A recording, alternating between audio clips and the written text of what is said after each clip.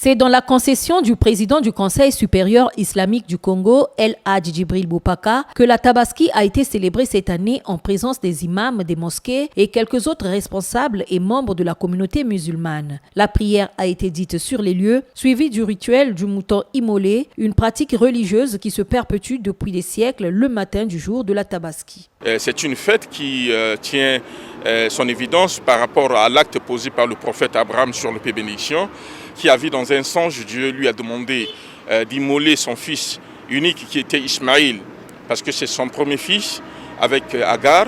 Et quand il a fait état de ce songe à son fils Ismaël, son fils lui a dit « Mon père, fais ce que Dieu t'a demandé, tu me verras parmi les patients, c'est-à-dire exécute l'ordre de Dieu. » Et quand le prophète Abraham a pris son fils Ismaël pour l'égorger, c'est là où Dieu va remplacer par une bête du paradis.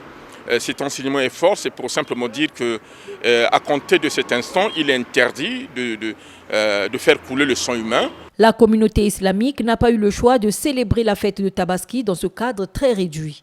Nous sommes obligés de nous organiser dans nos maisons, dans nos mosquées, pour respecter les règles barrières. Chez moi-même, j'ai reçu des musulmans pour faire la prière. Et cette prière, c'est la fin du pèlerinage.